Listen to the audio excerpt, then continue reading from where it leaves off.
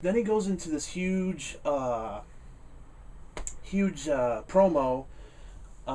basically dissing all the X Division wrestlers, saying that all the high flying acrobatic stunts and things like that belong in a circus with the clowns, and that he's here to make the X Division all about technical wrestling, all about holds and counter holds and things like that. He wants to try to turn the X Division into traditional mat wrestling, the classics style of pro wrestling. He wants to revert it to that, and this is his stepping stone for that. So that promo was pretty good. I thought that really solidified Brutus Magnus. I mean, Doug Williams. But yeah, it pretty much solidified him as a heel, and I'm looking forward to seeing what he does with it from now on. It was pretty cool to see him do that. We'll probably learn some more tomorrow on Impact. I gave that match 2 3/4 stars. So okay match, average, nothing real special. We had the TNA World Tag Team Championship match.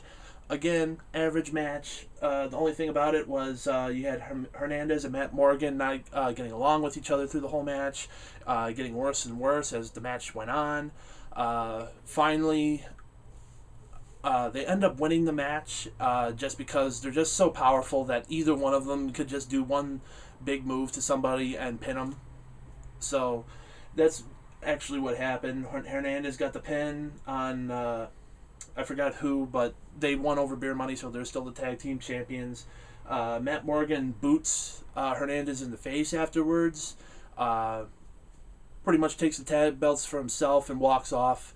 Don't know what's going to be happening next, but we'll probably find more out tomorrow. Anyway, I gave that match 3 stars. Average match.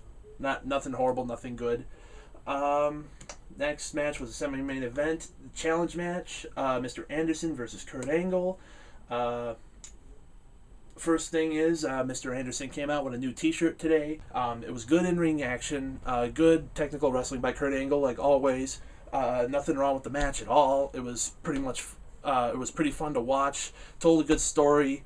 Angle ended up beating Mr. Anderson after using his metal, on Mr. Anderson and cutting him open with it. After all the problems that Kurt Angle has with Mr. Anderson opening him up with the metal, he goes and does it himself. It doesn't make any fucking sense. Didn't he just disrespect the metal by doing that? I don't know. Whatever. But because of this, it looks like the feud looks like it's going to be over. This is it. Kurt Angle beat Mr. Anderson, so we're probably not going to see them fight each other for a while again. But then Mr. Anderson comes onto the mic after the match and pretty much gets into Kurt's head again. So it doesn't look like this feud's over yet, which I'm kind of happy it isn't, because I want to see what more they can do with it. We'll see what happens tomorrow. Anyway, I give this match 3.5 stars. Next is the main event for the TNA World Heavyweight Championship. We have AJ Styles and the Monster Abyss. Woo! Interesting match. That's pretty much all I had to say about that. Flair comes out in a wheelchair after last week. He got chokeslammed through the stage, the ring entrance. He got chokeslammed through the ramp, so he came out in a wheelchair tonight. Pretty freaking funny. Lots of jokes to be had by all tonight about that. A lot of old person jokes and things, yeah. I did a lot of them. Anyway, the match was good. Lots of action. Abyss from on the stage does like a hit, like I call it the hip toss of mass destruction, because that's basically what it was. AJ was on the ramp. So Abyss comes out of the ring onto the ramp. AJ runs at Abyss. Abyss grabs him, hip tosses him over his head, and hip tosses AJ into the ring, almost like halfway across the ring. And Abyss also goes over the top rope into the ring as well. It just looked like such a powerful hip toss. It was crazy looking, and the TNA crowd, marked out for that too. It was pretty cool. A big problem I had with this match, AJ kicks out of a chair in the head and then a shock treatment combo. I guess we have a Super AJ now, just like Super Cena. He kicks out of things that normally would keep people down. You know, he gets a chair shot in the head, plus Abyss's semi special maneuver on him, and he kicks out. It just doesn't make sense. Oh yeah, AJ did an insane corkscrew flip. I don't know what it was. It was a 360 flip with a corkscrew in it off the top rope onto Abyss. It was the mark out moment of the night, I believe. That move just looked so cool, and it happened so fast. It was like classic AJ Styles. It was really cool. The crowd was marking out like crazy for it, doing TNA chants, and then following up with a "This is awesome" chant and all that stuff. Or no, "That was awesome" chant. It was a good move. But then Taz ruins everything. Taz again does not sell the move.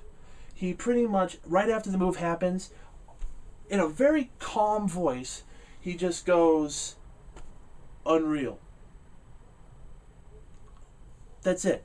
You know? He doesn't put any emphasis on his voice or anything. He just goes, "Unreal."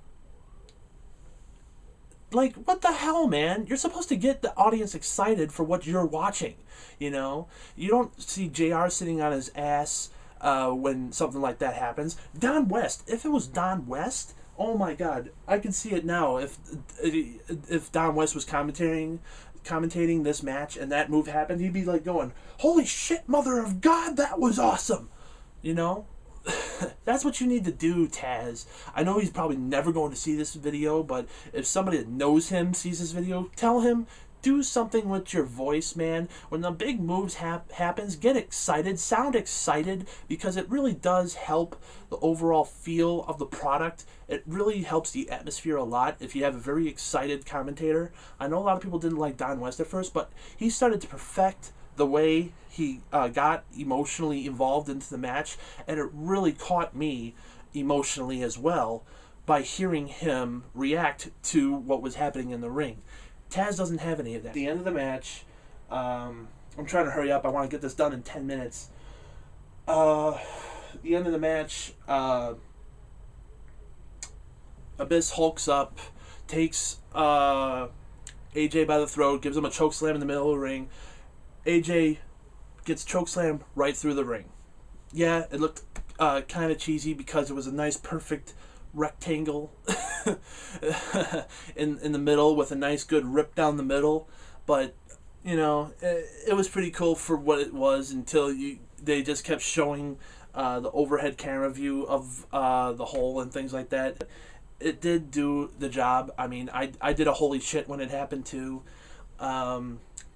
And then comedy ensued afterwards. You had Desmond Wolfe come out and things like that. The match got stopped as soon as AJ went through the mat. Hogan comes out, gives the belt to Abyss. Everybody thinks Abyss won the match. And then Earl Hebner takes the belt away from Abyss and says, no contest. Nobody wins. It's still AJ's belt. He's still the champion. Hulk Hogan and Abyss are not happy with that. Ric Flair in his wheelchair comes back to the ring and things like that. Abyss takes Flair and picks him up into the ring. Desmond Wolfe comes out. Just weird stuff. Gets pepper sprayed in the face. It was just just so much stuff was happening at the end there. Then you had both Desmond Wolfe and Ric Flair fall into the hole, and then Destination X ends with Abyss and Hogan posing and interacting with the crowd and stuff. So that was the end of that. So the rating, I would give the match 3 3/4 stars. I really enjoyed the match. It was pretty fun to watch. Like I said, it had the move of the night in it with AJ Styles doing that huge corkscrew flip off the top rope. And there was no winner. It was NA. So, because it was a no contest because of what happened. In all, trying to wrap this up quick, 8 out of 10 for this pay-per-view. I liked it. I enjoyed it. I thought it was great. Recommend people to see it. I say it's worth a buy. Go check it out, guys.